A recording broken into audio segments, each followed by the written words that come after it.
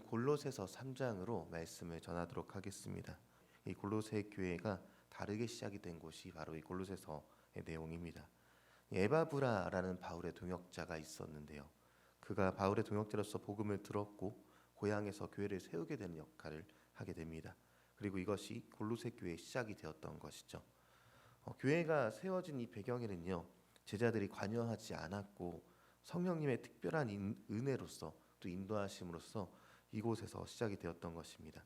그리고 저는 골로새 교회를 보면서 늘 느끼는 것은 우리나라의 상황과 비슷하다, 그런 생각들이 들게 되는 것이죠.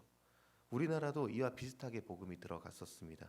이 에바브라와 비슷한 역할을 했던 사람은 우리나라 초기에 서상륜이라는 만주에 홍삼 장사를 하러 간 그런 사람이 있었습니다. 그가 중국에서 병에 걸리게 되었을 때 스코틀랜드 연합 장로교회에서 중국으로 파송된 선교사와 로스랑 맥킨타이어를 이제 만나서 선교사가 운영하는 병원에서 치료를 받았던 적이 있습니다.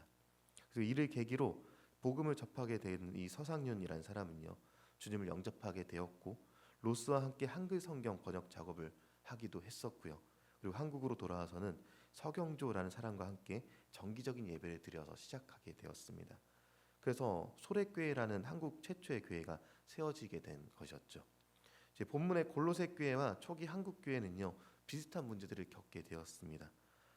당시에 여러 신들이 있었고 그 중에 예수도 하나의 신이다라는, 그러니까 다신론의 사상을 골로새 주민들이 갖고 있었고 한국 교회에서도 마찬가지 문제들을 갖고 있었다는 것이죠. 한국에서도 예수 귀신이라고 하면서 다른 우상들과 동일시했었던 내용이 있었던 것입니다. 그리고 정확한 교회의 규범이 생기기에는 말씀을 전하는 자도 여전히 부족한 사람이었기 때문에 다른 종교에서 하던 방식으로 교회에서 신앙생활을 이어간 사람들이 골로새 교회에서 생겨나게 되었고, 물론 한국 교회도 비슷한 문제들은 겪고 있었습니다. 그런데 골로새 교회와 한국 초기 교회가 좀 다른 점이 있다면 율법주의자가 있느냐 없느냐, 아마 이 정도가 되지 않을까 싶습니다. 그래서 바울은요, 이 골로새 교회를 보면서 이에 대해서 옛사람은 죽었고 새 사람이 된 것을 기억하라라고 에바브라를 통해서 편지를 골로새 교회에게 보내고 있는 것이죠. 이 옛사람이라는 것은요, 로마 통치하에 헬레니즘 문화를 갖고 있었던 이들이 성적인 타락과 또 개인적 이기주의 등의 문화들을 이상 없이 다른 사람들 다 그렇게 하니까라고 받아들였던 것들을 이야기합니다. 이에 대해서 옛사람이 죽어야 한다, 그러니까 살던 대로 살아가는 것을 멈춰라라고 얘기하는 것이죠.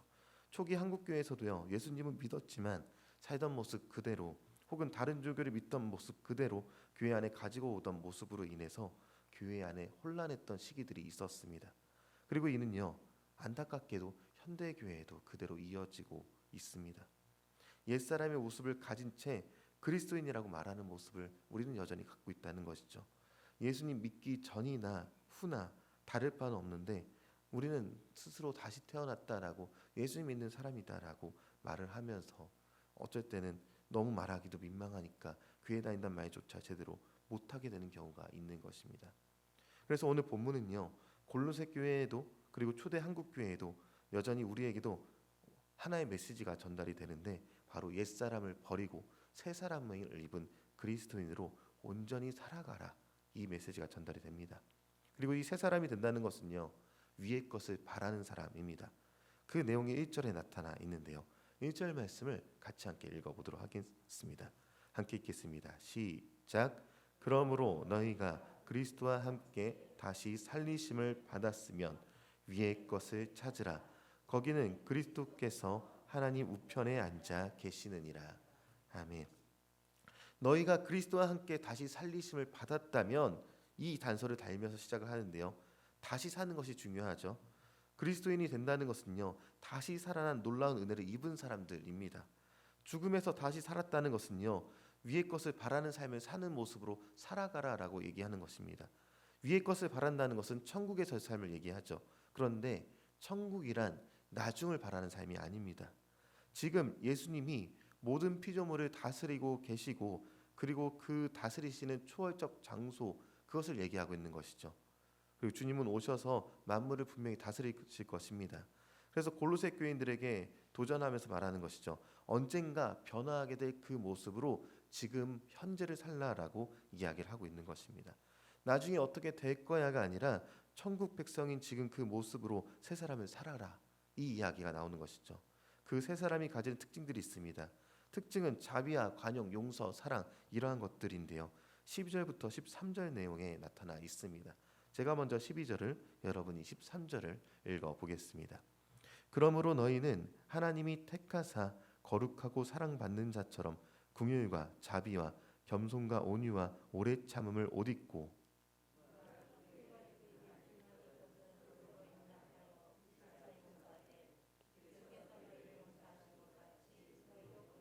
아멘. 네, 천국의 백성답게 사는 삶에 대해서 실제적인 예를 하나 더 들게 되는데요. 그 이후에 새 인류의 새로운 삶을 사는 사람들의 가정의 모습에 대해서 서술해 주는 것이 나타나 있습니다. 당시 1세기 로마 사회의 가장은요, 아내와 자녀, 노예, 생사에 대해서 절대적인 권력을 가진 게 당시 로마 시대의 상이었습니다. 아주 권위적이고, 또 권위적이란 말로는 해결이 안 될 정도로 지독한 남성 우월주의 사상이 당시 로마 사회에 있었던 것이죠. 그런데 새 인류, 새 사람이 된 이 가정인 이 사람들은요, 예수님으로 인해서 새 사람이 되었기 때문에 달라야 한다라고 바울은 조심스럽나 그러나 강한 어조의 글로써 전달하고 있는 것입니다. 주님 안에서 아내는요, 남편이 그녀를 책임지도록 허락해야 하고, 남편은 아내를 사랑하고 아내의 행복을 최우선으로 여김으로써 예수님께 복종하는 삶입니다. 예수님이 주인이신 가정에는요, 자녀를 물건 취급하지 않고 그들 역시 성숙하고 공손해야 한다는 것을 얘기하죠. 부모는 그들의 자녀를 인내와 헤아림으로 양육해야 한다고 얘기합니다. 또 그리스도인 노예는요, 인간인 자신의 주인을 존경해야 한다 이야기하면서 그들의 진정한 주인이 예수님인 것을 기억하면서 섬김의 삶을 죽게 하듯이 인간 주인에게도 하라라고 얘기합니다. 마찬가지로 주인 또한 노예를 재산이 아닌 존중하고 사랑으로서 온전한 한 사람으로서 품는 예수님의 몸된 지체임을 기억하라, 이 이야기를 하고 있는 것입니다. 이 조심스러운 어투라라고 하는 것은요, 로마의 시민들의 모습을 전부 부정하기보다 함께 살아가는 모습을 갖고 있기 때문에 그 안에서의 인격적인 변화, 그리고 삶에서의 변화부터 시작해 가를 것을 얘기하면서 조심스러운 어투를 얘기하는 것입니다. 하나님의 공의와 정의를 세워가는 것에 집중하기 위해서 모든 사람들이 납득할 수 있도록 천천히 변화시켜 가는 것이죠. 우리 그리스도인이 그러합니다. 옛사람을 벗고 예수님을 믿으며 새 사람이 되었습니다. 새 사람인 우리는요, 천국 백성이 지금 그 모습, 새 사람의 모습으로 살아가야만 합니다. 이 세상에서의 모습에서 벗어나서 하나님을 사랑하는 위의 것을 생각하는 자의 모습으로서 서로를 존중하는 세상에서 그렇게 살아가는 사람들이 바로 우리들이라는 것이죠. 우리는 새 사람을 입은 위의 것을 우리 삶으로 살아내는 새 인류입니다. 이제 우리는요, 오늘 예배가 마치게 된 다음에 일터와 가정, 또 삶의 자리로 돌아가시게 될 때예요. 오늘 말씀을 기억하시면서 모든 사람을 죽게 하듯 대하면서 존중하며 주님의 은혜 가운데 살아가는 저 여러분이 되길 소망합니다.